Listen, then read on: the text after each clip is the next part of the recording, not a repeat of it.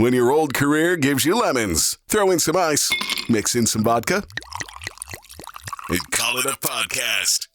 From the Mac of All Trades studio in Fairport, and driven by Victor Chrysler Dodge Jeep Ram, it's Billified, the Bill Moran Podcast.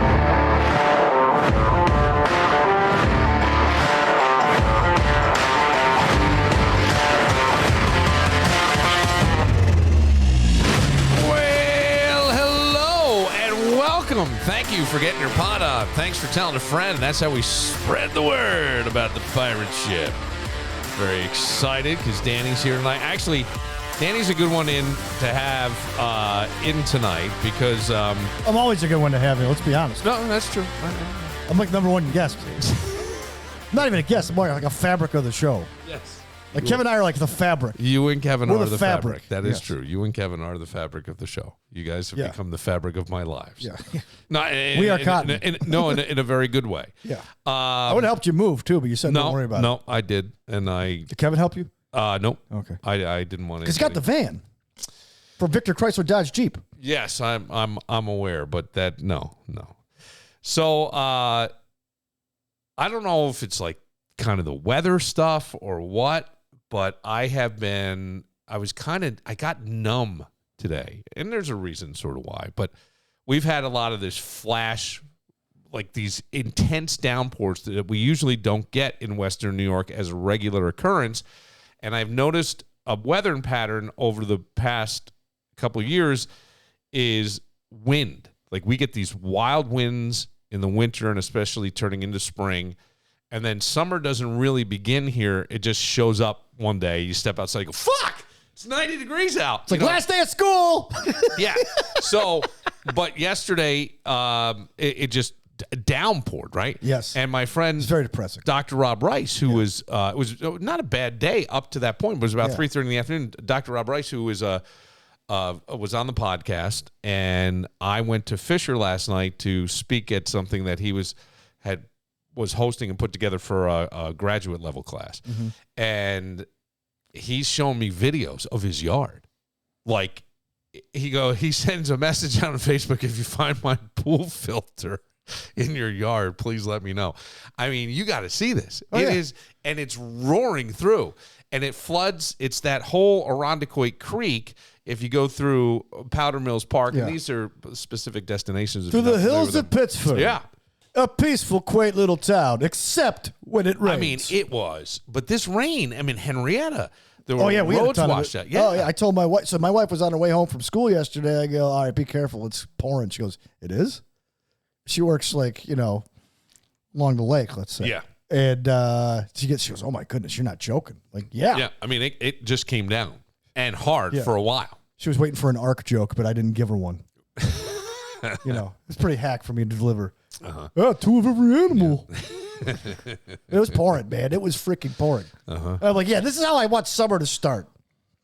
I know. Because we just had 9 freaking months of winter. And then winter creeps in and sticks around like that unwanted neighbor or guest. Yeah. All right. And then summer shows up just one day randomly in June. I think Sunday it's going to be 90 degrees. All right. I hope so. Yeah. And the people are already bitching about the freaking heat. Oh, yeah. I don't want to hear it. No. It's not the heat, Dan. It's the humidity. You got it. It is. My hair. And I got to tell you, like today, I get so sticky. I've had a lot of sinus issues. And I took, I wash my sinuses out, which sounds really gross, but I do it in the morning and at night. Make sure you use special water for that. I use distilled water, with don't use tap saline water. in there. That's serious. Don't use tap water. Use distilled water. So, get an amoeba and it'll eat your brain. It'll kill you. So I'm standing there, and all of a sudden, my equilibrium went off, and my vision's going like this, where you just see it like a old-fashioned TV. I've had this happen before, not because of that, but I've had it, and they call it vertiginous migraines. I'm not sure. Oh, yeah, I've had all the migraines. So I had to just kind of stand there, regain my balance for a second, and then it took forever. I'm in a chair. So all day, I'm in a chair in Fairport. Yeah. I'm in a chair in Fairport, and I'm safe. So all day, warm. I've been sort of off, and I haven't seen you since the weekend. Yeah, missed you. You missed me too? Yeah. I bet. And I called my dad on Father's Day, and I had waited because mornings are. My dad has Parkinson's. He's now living in an assisted living center in Maine, in Kennebunk, and I waited for a period of time to call him because I know mornings are kind of rough. But then around 9 o'clock, I'm like, I should just give him a call. Let's see. And I put on the CBS Sunday Morning Show, and because I'm a little bit selfish, I'm like, I want to see this piece on Letterman because it was about Dave Letterman being co-owner of the Ray Hall Letterman Racing for IndyCar. Yeah, 'cause he's from Indy. Yeah, and Dave has a huge car collection and stuff. So and those late night hosts, they like to collect their cars. Leno had a. Yeah. Leno. Well, Jay had Jay's Garage even after that. Yeah, it was pretty cool. Yeah. I didn't spend a dime of that money. So I wanted to see that. Anyway, and then at some point I just go, I should call him now. And I call and I hear, hello? Oh, can you hear me? And I said, yeah. Can you hear me, Bill? Are you there? I said, yeah. What's the matter? I'm in a desperate situation. And I go, okay. You're gonna hate yourself. Because your father, like you've always talked about, your father is like he comes in with a lot of pomp and circumstance. Like every scenario, he has to like announce the scenario before he's got to give the preface and then like how a book has like somebody gives the opening. Yeah, and then they go into the book. Yeah. Okay, that's fair. So he's going, I'm in a desperate situation. I can't move. And I go, what? Well, whatever happened, he locks up now and physically can't move. And I guess he was sort of in like a kneeling position alongside his bed. So he's like, you got to call your brother. So I call my brother, and then I said, I'm going to call the front desk as well and alert them. And the front desk is like, well, I'll have to call the person on call. And I'm like, what? Why don't you just go down there? Yeah. And then they go, well, because I think they need like a medical person. You can't just move somebody. God forbid. Honestly. Yeah, because of legalities, something happens. We need a union worker here. Yeah. I mean, I know it sounds ridiculous, but if you like all of a sudden tore his Achilles or something, I don't know. Sorry, we had a non-union nurse here. Yeah. So he's supposed to have this pen. She said, well, why didn't he hit his call button? I said, well, it's in the bathroom. She goes, no, he has one that he should be wearing. And I said, oh, I have no idea. I said, listen, I'm in Rochester. I'm facilitating this. I just happen to be the one that called. And I call him the next day to see how he's doing. And he said, not much better than yesterday, but you saved my life because I feel like I would have been, I don't know, who knows how long I would have been there. Yeah. And I'm like, that's not true because someone would have called to wish you a happy Father's Day. But he couldn't reach to see the phone. Like he couldn't turn his head to see the call, but he could somehow answer. I don't know what the circumstances were. It sounds odd, but I don't know. So as I'm on the phone, I call him back and I can hear someone going, all right, we're going to get someone in to help. He goes, if you can just like get someone to put their arms underneath my armpits and lift me up. And they're going, well, what if we put you on the bottom? That'll work. Anything. So he's like really bad. And then I call him the next day and my dad was the kind of guy who would put on a suit to get the mail. You know what I mean? I mean, he was a sixth grade teacher, but he always wore a suit and a tie every day. Sometimes a 3-piece suit. That's like the Jordan Peterson theory. Always look good. Always dress for success. So it was just the way I was raised. As I sit here in a T-shirt and stuff, but sort of my theory as to why I keep a shirt on standby. And a crisp iron shirt for the emergency room. Yeah, well, Bill. anywhere you want to have a little dignity. So I call him the next day and he's like, yeah, I go, how you doing? He goes, well, I slept on the couch last night. Oh, couch is so gone. I forgot how great that couch is. But he wanted to be up higher, and he said, listen, I have been stuck in this chair since 9 o'clock. And I don't know what time I was talking to him. I can't remember because it had to be like towards the end of the day, I'm thinking. It's awful. It had to be like 3:30. He goes, I'm in my underwear still. And that's not something my father never walked around the house in his underwear. He walked around sometimes in the morning with a robe, but he never walked around in his underwear. Mm-hmm. He didn't wear pajamas, but he had a robe on. Yeah, that generation but you never saw him.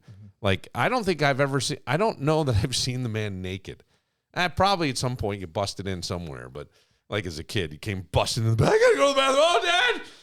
I didn't see my father naked until about 3 weeks before his death. Yeah. So then he, at that point, you didn't have much choice. Yeah, exactly. And your dignity's sort of gone, and you don't really care. He goes, Dan, it's like a twisted pretzel, isn't it? So he says, so my old man's like, we're talking, and he goes, I called your brother. He's going to come over after work. And I said, all right. He goes, yeah. He goes, listen, I'm dying. And I said, well, because they took him to the hospital after the incident on Father's Day. He was taken out in an ambulance. The guy checks out with pulse is great, heart is fine, alert. But physically, he's going, what is happening to me? And I think what happens is you start to realize that you don't want to live this way, and you've lived your life, and it's sort of towards the end.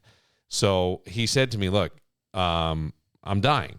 And I said, well, and he's like, yeah, he goes, but it's true. He goes, look, every day I wake up, I'm glad I'm here, and I'm going to take advantage of the day as best I can. And so today I guess my brother called me this morning. He was on his way on a special camping trip with just his son, and a bunch of guys go, and I guess it's a bunch of rich guys from what I gathered. I'm only inferring that. My brother didn't say that, but they're all moose hunters and craft beer drinkers. Probably craft beer have drinkers. Have beards, wear Argyle socks in the summer. And they're fly fishermen. And he just said to me, yeah, some of these guys like to go they went on a fly fishing trip, and they flew into a private lake, a secluded lake, and then had to take like a ferry or something? No. Oh. They took a water taxi plane into this place where they fish. And I go, oh, yeah, I know those guys. Mm-hmm. I know those guys. I know a couple of guys that do things like that, right? And so he's like, yeah, and it's just fathers and sons, and it's like 3 hours north of where he lives, so it's almost like the top of Vermont and New Hampshire. You're that high, but still in Maine. And he said, listen, I said to Dad, he's not doing well. And I said, yeah, I got that. And he goes, I said to him, are you going to be okay with me not being around? He goes, but I'm checking on him every day. Like, I'm showing up every day. And I said, okay. He goes, yeah. He said he thinks he has 2 months to live, and he's been saying that. And I would say to him, you got 2 years. He goes, but I'm starting to believe him. And I said, yeah, I get that. And then my sister calls me today and said, listen, we got to check in with Dad every day while Kevin's out of town. Oh, and he goes, and his wife is taking their daughter somewhere. And she said, just check in with him. And I said, yeah.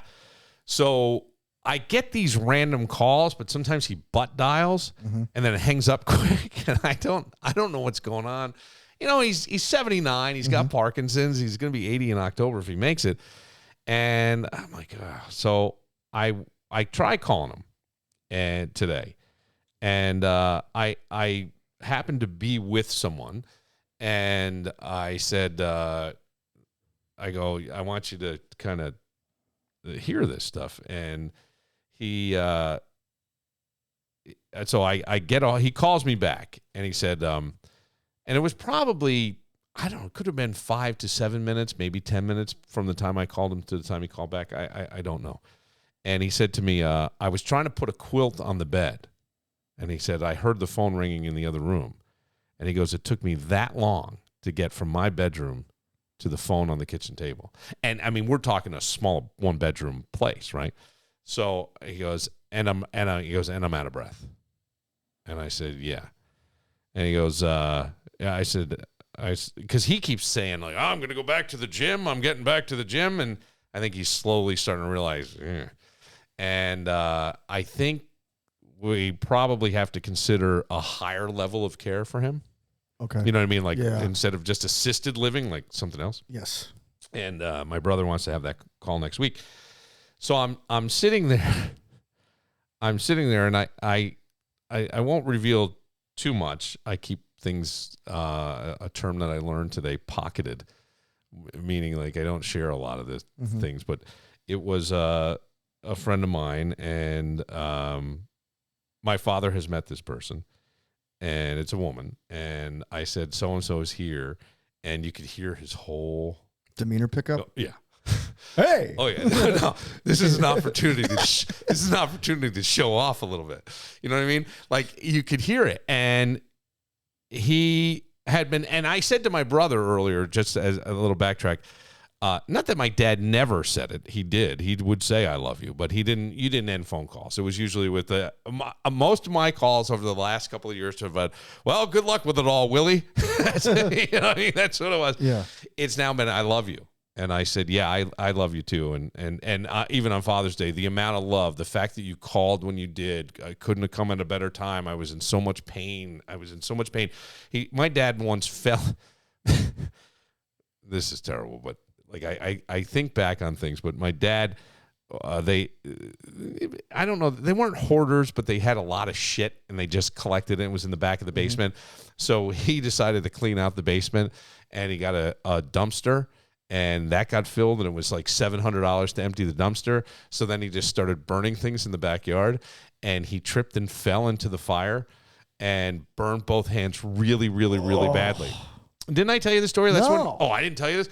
This is like, so I wasn't living at home, and I don't know where my brother. This is before the house burned down. Yeah. Okay. And I don't know where my brother was, but he goes, hey, Mom just called and said Dad fell into the fire. And his hands are all bandaged up like oversized oven mittens, and she's going to get him pain medication. I go, hang up, I'm going to call. Let's see how long it takes him to answer the phone. And we did. Boom, boom. You heard about like dicky things, like that dicky, dumb terrible. dicky things. That's like dumb, right? That's mean. But he said to me that was a 10 on the pain scale. Father's Day was an 8 by comparison. I was in that much pain. Yeah. I mean, just think about it. Anytime you go to the doctor, they ask you on a pain scale. You could, if you're being really honest, you're like, so I feel like then you're holding the gun to my head, going, "What's the pain?" And I will say a 5 if it's really a 5, and that but it hurts. A 5 hurts, 6 hurts. Well, I'm going okay.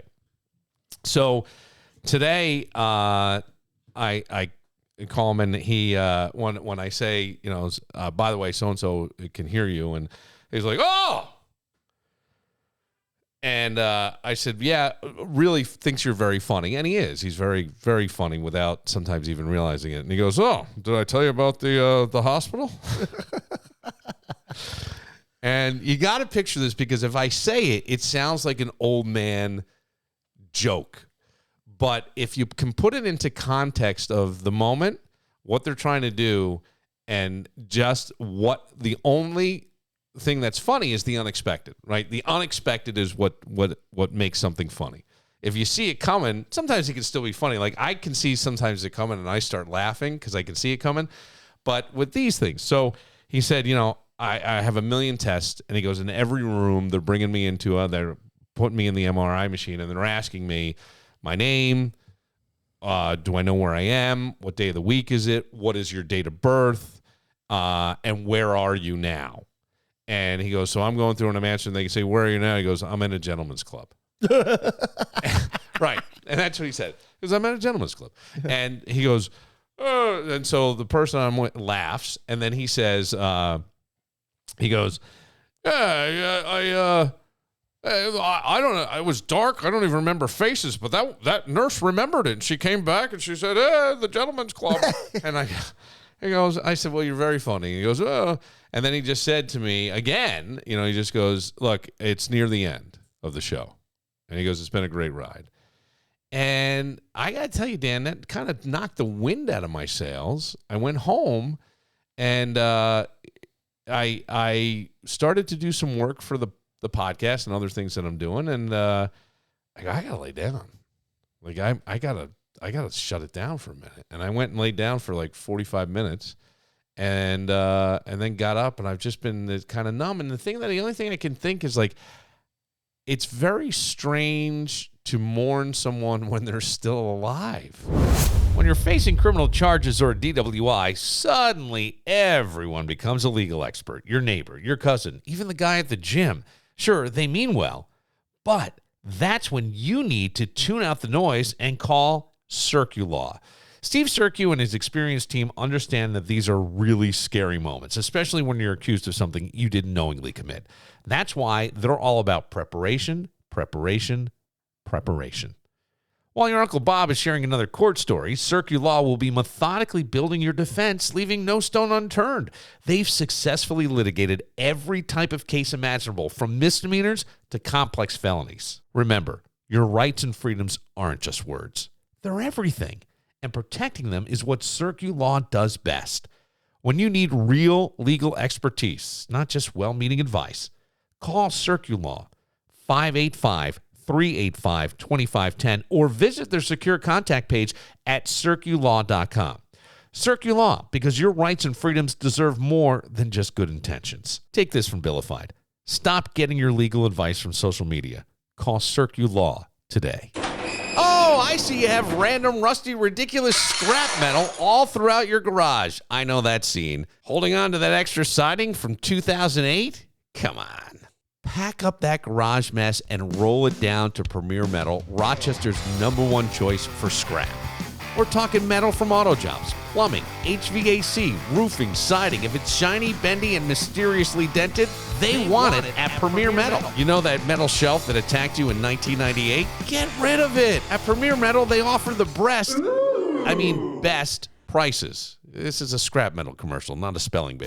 Aluminum siding, electric motors, car wheels, copper wire, steel, sheet metal, 300 series stainless steel, auto batteries, lead, and even your ex's dumb weight bench.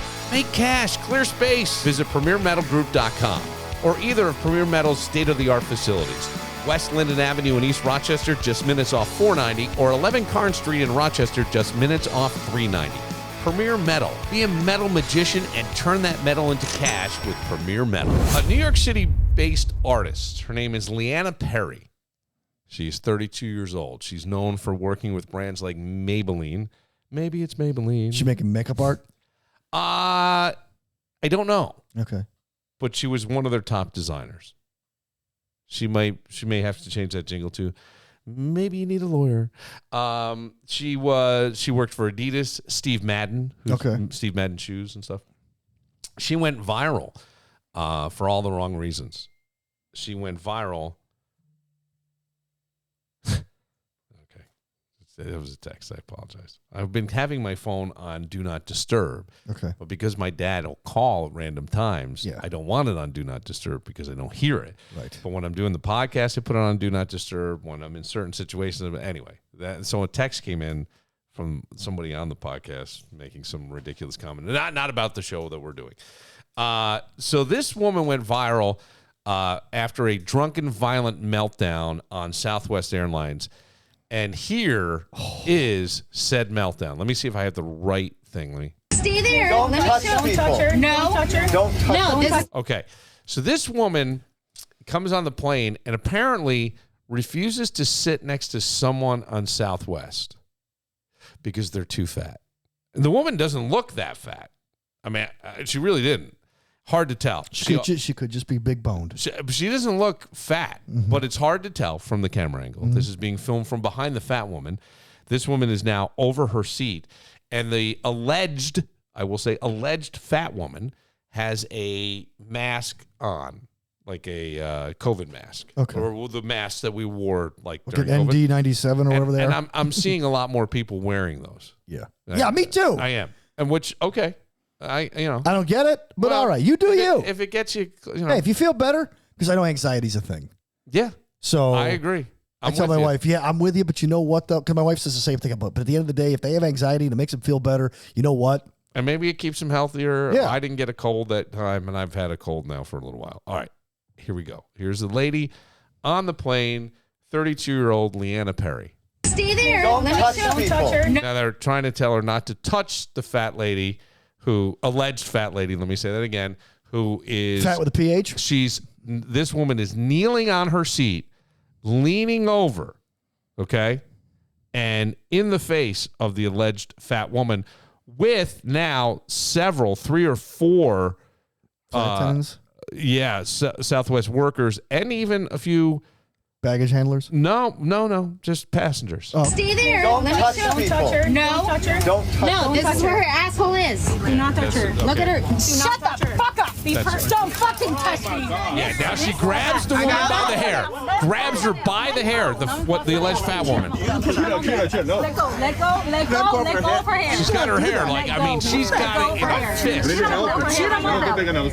I'm not. Andre. I'm not even touching her hair, bitch. Andre, we need the police right now. You need to let go right We need now. those 911. You need to let go. 911, bro. You need to let go right now. Let go of her hair right now. No. This woman's like up against her head's up like, ah. Yeah, I'm sorry. I didn't want to sit next to a fucking fat lady. Let go of her hair. You need to let go of her hair right Let go now. of her hair. You guys are already past the point of no return. You're already past the point of no return. Let go of her hair, miss. Y'all see me. You know what's going on. Now listen to what she says about her face. Put me on the ground. Put me on the ground. All right. Look at this fat lady. Look at this fat ass bitch. She can't even look. You can't even see her stomach. It's horrible. Look at her outfit. She's fat, but you Look at can't this see her fat ass stomach. bitch. Hilarious. You can't even show your mouth because you're embarrassed. Because she's got the mask You on. can't see it because you're embarrassed. Shut the fuck up. Who is Alana? Sorry, I can't hear you. I can't hear you, ugly ass fucking dude. Who's never gonna lay it again. I think she Okay, yells. I'm sorry, it's- black guy.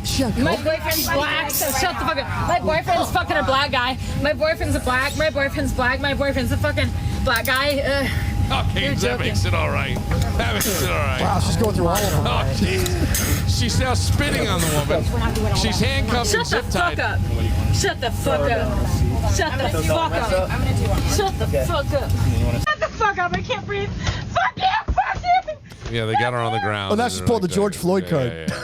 All right, so this woman has just completely lost her shit. And she got on the plane drunk. I don't know what drug she was on. That's why I said she may be going from maybe it's Maybelline to maybe I need a lawyer. Can we guess the apology? Yeah, sure. Like, if I were Steve Sercu, how would I craft this defense letter? But you're seeing what seems like more and more extreme behavior in planes. And we see everything now. We are so hyper connected. We see you go back, I'm going to say, I feel like 15 years ago, our technology wasn't where I could go live from the plane. And you know what I mean? Yes. I mean, somebody probably did. Or film it and upload it instantly. I mean, this has been everywhere. Every newscast has had it then. And so it just got picked up. But I mean, I'm seeing the raw stuff. I think at some point in the video, or one video, she yells at the woman, I'm sorry that your husband has a 2-inch dick or whatever. But I'm going, how does nobody? And I go, there must be something wrong with me, because I always think if your first instinct is to hit, there's something wrong with you.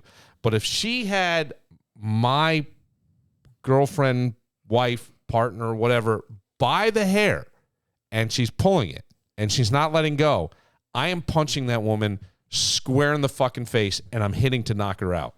I'm not hitting to just be like, hey, like a little slap on the face. No, I'm fucking getting up, and I'm going Tyson. I'm going, I mean, if I need to come with an uppercut to just knock your jaw off, and I'm like, nobody does that. Nobody does it. And I go, in the end, it's probably the right thing to do. Yes. But I mean, she's got her by the head. You got to, it's insanity. Just because she didn't want to sit next to Allegedly a fat woman. Yes. And the woman didn't, I mean, she didn't even look plump. I don't know. I don't know what to say to this. We see this because they make the news now, right? I don't think these things happen as often. They just happen, and we remember the last time it happened, and it feels like yesterday, right? But there was just you go on there, go on and just type in Google, and you're right. Airplane. No, mishaps. just I put in Southwest meltdown. I guess some guy melted down over somebody's baby crying because there's videos of that. Southwest. Okay, so there's Spirit, then there's Southwest. I'm going to give you right now. Okay, are you going to rank the airlines that most likely this is going to happen? I'm telling you. those are the ones. It's like people of Walmart. It is. Passengers of Southwest. I'm starting to think if you want incident-free flights, I'm not saying they can't happen on other flights. You got to go to Delta. You got to go first class. Yeah, but that doesn't mean that somebody in the back's not going to start a problem. Right. And the flight's not going to get off on time. I don't have to see it. Why is that? Why do people who are like paying a little bit more aren't fucked up? Because they know how much it's worth. I don't know. I really wonder. Southwest, at least last time. So the first time I ever got on a plane was with Tom Ulay and you. I was 29. Okay, I wasn't even know. And your wife at the time explained to me, Southwest is a cattle call. So you have to check in, and then you get whatever seat you get based on when you're called up to go in the line. There's no assigned seats. It's just you just go and just pick your seat or whatever.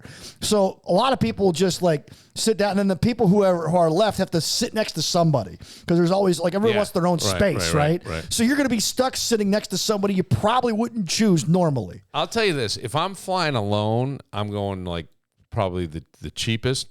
And a lot of times what I'll do is I will not, like most of my recent flights were to see Jameson when he was in Alabama. And I would always try to fly into Huntsville instead of Nashville. Southwest is a hub in Nashville. Mm-hmm. Nashville's a hub for Southwest. Yes. Buffalo too. Huntsville, I would always go like American to Charlotte and over. I never had an issue. But I can tell you the Southwest flights, they're not that much cheaper. No. They're really not. The bags don't fly free anymore. No, they don't. And I'm not saying Southwest is a bad airline. They couldn't be around as long as they have and become the brand. The odds are in Spirit and Southwest, you're going to have more and more of these incidents. Why is that though? And I swear to God, there is something I don't get it. I think you get I hate saying this, but I would fly Southwest. I have no problems with it. Because a lot of their like direct flights, like Buffalo to Vegas. Oh, yeah, I'll do that. No stop, please. Right. I think I'll do that. I think it's probably the best of the rest, if that makes sense. Southwest, It's not a bad airline at all, but you're going to get that level of insophistication in your passenger versus a Delta or a United or an American Airlines or a private plane. I'll say this. What airline are you more likely to see people in pajamas and slippers on? Yeah, Southwest. It's like the Walmart of airlines. Southwest and Spirit. Right. Or Frontier. Right. I mean, let's think about this. Okay. Do you know how like Target, everything, Target, they have so much cool stuff, okay? My sister, when we lived together, she would buy a lot of her furniture from Target. And they did a study. And they found out that while people think it's chic to shop at Target, their stuff breaks, whereas Walmart stuff doesn't break as often. It actually is sturdier, and this was 15 years ago, sturdier and better. But because it was Target, it was very sophisticated. But if you go to a Walmart or a Target, you're seeing the same clientele no matter what, especially at the cash register. Okay, it's the same look. Look, I don't same mean kind. I don't mean to be pajamas. I know that I'm going to be and I'm judging and I'm being mean and all this, but this is I'm not saying it's people. I'm saying people will choose to do that. I'm judging. Okay. I'm judging. If I see a lot of pajamas, I'll tell you what, I can tell a lot about the neighborhood by the number of self-checkouts that are open in the Walmart. When I go to certain parts of where we live, they took all the self-checkout out because everybody was stealing. Yes. That's all I'll say. And I can tell. And I know it sounds shitty, and you're going to go, fucking... No, it's a fact. It's a fact. It's a fact, ladies and gentlemen. Stereotypes exist for a reason. It doesn't mean they're always right or even mostly right. But they got a little bit of... Sometimes I can go a little bit of shame. A little bit of shame. Goes a far way. Mm-hmm. I will ask you this, and in a real, almost philosophical way. This feeds our need for shaming. Mm-hmm. This woman can't deny what she did, or she may not. She may be in such a state, and who knows if she's on prescription meds and drinking, and that really fucked her up. Who knows? I'm going to rehab. I'm just settle this problem. But let's say she didn't even do that, but she had like right. This is going to be her response. But she can't deny what she did, and she has to see it herself. And everybody she knows has seen it. Everybody she works with, everybody she's related to, everybody has seen this. Her family has gotten calls about this, right? Yeah. I mean, it's bad. And I go, what happens when someone's worst moment becomes their most famous moment? And that's all they're sort of remembered for. I wanted to tell you about BTB because I got a hold of their summer menu. Oh, dude. Summer brunch. Well, we are going to do the brunch Summer cast, brunch makes me feel which is full. your great idea to do the brunch Kevin cast. had another big taco. I don't know. I'm trying to rhyme the song for Susan Crofts. No, but they they do great cocktails to match the season. So they have the Ocean Breeze bucket. Ocean Breeze. Bucket. This is great. It's a Blue Chair coconut rum. Ooh. Loganberry vodka. Ooh, from Buffalo. Is it? Loganberry's made in Buffalo. Did not know. Oh, yeah. Okay. Buffalo's known for 3 foods: wings, weck, and Loganberry. Loganberry, blueberry syrup, pineapple juice, and Starry. Oh, refills same day discounted and Starry.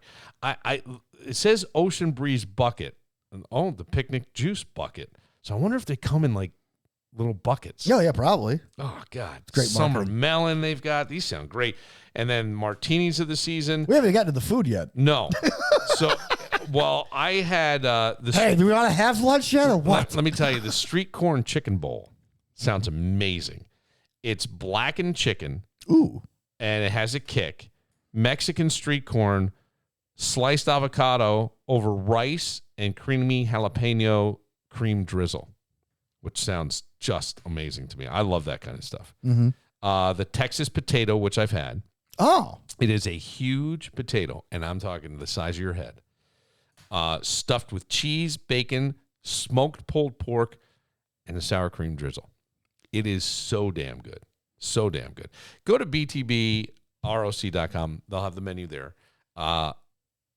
Beginning of August, or actually the middle of August, they're going to have that concert with the M80s and the Zach Bryan tribute band. Yeah. And it's just going to be a hell of a lot of fun, and they do it right out there. They just do. It's a great atmosphere. That brunch is off the chain, and we will let you know when we were doing a brunch cast, but we plan to do 2 this summer on a Sunday. Cool. Brunch cast. Awesome. Yeah. BTB, Woodfire Pizza and Grill in the mall at Grease Ridge. Feeling stressed, anxious, like something's just off, but you can't quite put your finger on it? You're not alone.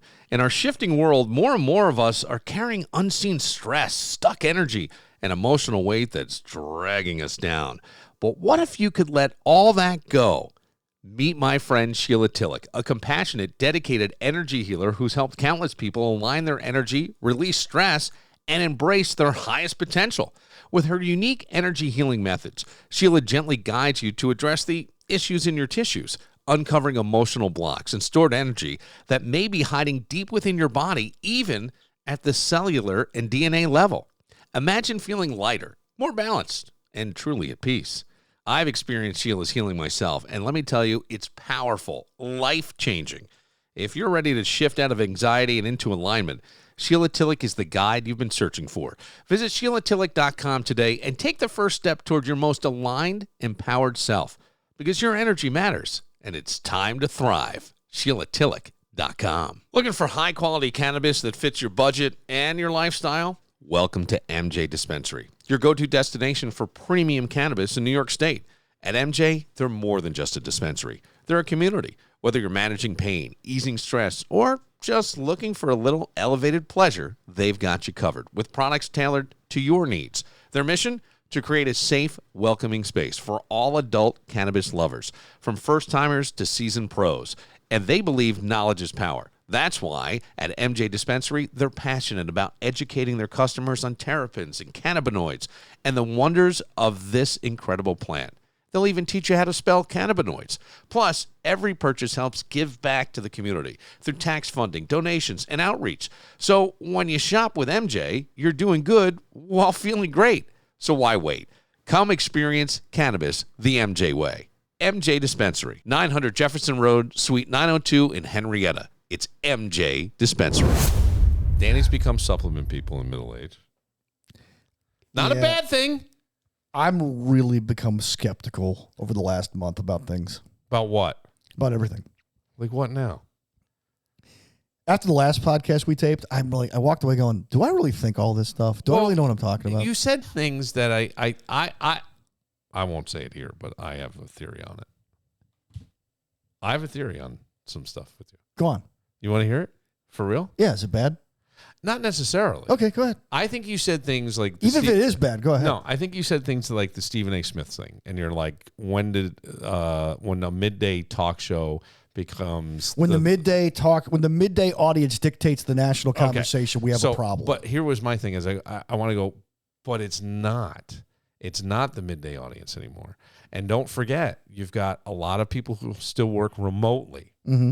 And so they have TVs on. I remember walking into offices of GMs and stuff, and they had ESPN on all the time. But now, just like with our podcast, clips get out there. And so people see it. And it's on your phone. And so I get a lunch break, and I go and I watch it. And I don't think it's the people that you're describing, as we'll call them the Southwest people, maybe. Perhaps. But I don't think it's necessarily a lot of those. And I know what you mean. You're not wrong, but I think you're wrong for our time today. I don't think that is the case. And that guy transcends that. He's also on the NBA stuff. He's on the Howard Stern show. He's written a book recently. Right. He's gotten a lot of press. So it transcends just that thing. And I don't think he's necessarily because I started to think about it. I go, if I went out on the street and asked 25 people who is Stephen A. Smith, just random people, I mean, all walks of life, I think I would get more often than not, I don't know, or isn't he that guy who? Mm-hmm. And that's it. But I don't know that people are all that locked in as you are. And I think that you get angry at these guys because you believe you're as good and didn't get your chance. And I think that that's a fair thing to say. I think the stuff you write for the Times of Wayne County is excellent. I think when you're talking like the Bills even here, sometimes I wish you'd take a fucking breath. You're like a freight train going through. But your stuff is all well thought out. Really, really, I mean, it's really good. It is. And I'm not just blowing smoke up your ass and people go, oh, you're just kissing it. No, You have no reason to. I have no reason to. None. But the point is, like, it is really good. And I think that you get pissed when you see these other guys because you got kind of boned along the way. Yeah. Or whatever. I'll or you admit got this. caught It's up not, in it's not, shit. it's not. But it's that I think held you back. I think that's part of it. I mean, let's put it this way. I used to play in a band. I had a drummer named Ian. Ian is a guy who's easily the most talented drummer in Rochester. There's nobody even close. Yep. Nobody even close. Yeah, and I know you've said this many times. And I know that there's people in town who will like hate me for saying that. No, just drum against him. If he's sober, I wouldn't or know. even if he's in the bag, he could play anything. Like Rush, like you name it. Every beat Neil Peart can play, he can play. And I think along the line in Los Angeles, he missed a turn somewhere and ended up just working as a cover band drummer and just, ended up here because of family reasons or whatever. The guy's phenomenal. I think somewhere along the line, I had an opportunity I didn't take and I missed a turn somewhere. Yeah. And I wish I had taken it, but I didn't take it out of fear. And it wasn't because I was afraid that I couldn't perform. I was afraid of logistics. In a living situation with my sister and travel, and I was broke, and I let my fears overtake it. And then I'd chased that dragon ever since, or told myself, you know what, I'd rather do this instead, which was the break room. Or I'd rather the break room was great. It was. But when you're in your 30s and you're getting paid a producer's salary, which isn't much, guys. I didn't know what it was. I didn't know what it was. I don't need to. Yeah, What? It was $18,000 to $24,000 a year. Okay. I started at 18. Now, mind you, at 28 years old, as an established who already worked at another radio station that did well. A couple of them. Yeah. I mean, that's poverty-stricken type of stuff. Like Tommy used to call me the working poor, remember? And it killed relationships. It drove me into, and I'm not, I own all the choices I made. Okay, I want to be perfectly clear about that. Yeah. And I don't blame anybody else for anything. This was all Dan. But yeah, I do get frustrated because I watch these guys. And by the way, Stephen A. Smith is more talented than I am. No, that's not what I mean. Okay. But I watch their opinions. I'm like, do you do your homework? Well, and then I watch local guys and listen to local guys. And I'm not talking just Rochester. I'm talking Buffalo. I know. What the F? I know. And do you know how to ask a question at a press conference? But you go off. My favorite moment in my career. Why did I do this? As far as sports goes, I loved working with Brad Davies. I loved doing sports at CMF. I loved doing a talk show. But my favorite moment, Tiger Woods is in town for the PGA Championship, and you and I are credentialed. So Peter Montemurno sitting next to us. We're in the press room. Tiger's about to speak. And the station that had, laid me off was right behind us, WHAM, and they had 10 guys there, including the guys from Channel 13. Mm-hmm. And the mic's going around, and all these national reporters are asking questions. And I put my hand up. I want to ask Tiger a question. Mm-hmm. And I could hear a little, okay, what's this guy going to ask? Yeah, right. And I grab the mic, and I go, hey, Tiger. Michael Jordan always said that he felt bad for his children because they're always expected to live up to him. Do you have any advice for your son, Charlie, if he's going to go into golf, and what advice would that be? And he gave a 2.5-minute answer that went viral before viral became a thing. And I wanted to look back at those guys. And then you said the sports leader, not a single one of you mother effers asked a single question. I did on the air. Because I will fight for I know the people that I was like, I had no business. I had no business. No, but I'm glad you said it because I wanted to say it. I just didn't say it. I know, but I had no business projecting, defending, like fighting your battle. And I didn't care though. I actually enjoyed that. Well, I would get mad because I thought you, when it came to the sports stuff, was good. I think sometimes you run away, and I think sometimes the bitterness you feel, the anger about this stuff is red hot. I do think that. I think if you were able to touch it, it's like volcanic level red hot. I know what that's like. Trust me. Yes. And I can see it. And I think sometimes that stuff, that frustration was what other people saw and saw as, well, he just kind of flies off. He's not, and I got a reputation for it. Yeah. And I think that's the problem. That's why I keep saying to you, do whatever you want. Mm-hmm. I'll help you do. I mean, not that I'm going to be able to help you, but you're here. I love having you on. If you wanted to do your own thing and you wanted to do it through here, you can. If you don't want to do it through here, you don't have to. Yeah, I've been thinking about that leading up to football season. It's finding the time and the ability to do it. But even if you did a 15-minute podcast, believe me, people, I mean, ours is long. When I talk to people, they go, that's a long time. It is. And I get it. I got a lot of stupid things I say. But I mean, if you were able to condense it down and keep it to that tight thing, inside Dan's head or whatever, I think it could go. I think you could really blow up, especially if it was done the right way. And it's just a thought. All right, we're gonna wrap it up. I'm sorry. I just don't be sorry. It was good. For Dan Barillo, praying for your dad, Billy. I appreciate and that. You guys. I don't know what to pray for. Do you understand what I'm saying? Pray for peace. I just pray, I guess, that the ability for him to handle every day. Yeah, that's it. That's all. Give him the strength to handle each day until you call him home. My thing would be, I know people are praying for death for their loved ones, and I'm not joking. No, I understand because sometimes it's the best option. Yes. My thing would be. I'm not saying I would pray for that. I want him to keep his dignity. He's a proud. He is a true gentleman. I've had people say to me that there are things that I do that I don't even instinctively go, well, you're really a gentleman. And I was like, well, that's how you were raised. That's how I was raised. I tried to raise my boys that way. I'm not sure that I did a good job. But he is a true gentleman, like an old school gentleman. And like I remember even going to Grandparents' Day at one of the kids' schools when they were teenagers. Three-piece suit, tweed three-piece suit. I mean, the guy, and he was new Miss Manners Guide to Perfect Etiquette and would make jokes about it, but knew it. And I mean, he was, and so I go, in the end, may he please be able to preserve the dignity all the way. Miss Manners says you're not supposed to wait for everyone to get served. You just eat. Yeah. Oh, yeah. That was the other thing. Like, oh, yeah. There was a lot of I'm that. hungry. Yeah. Give me my scotch. And he's still here. So Yes. I'm talking like he's gone. He's not. He's still here. Should we do living funerals? Should that be our next bit? We did. Remember we did. Didn't we do? Oh, no, we did obituaries. Obituaries. Yeah. For Dan Barillo, I'm Bill Moran. We'll see you Monday. I was never king of nothing but this wild weekend.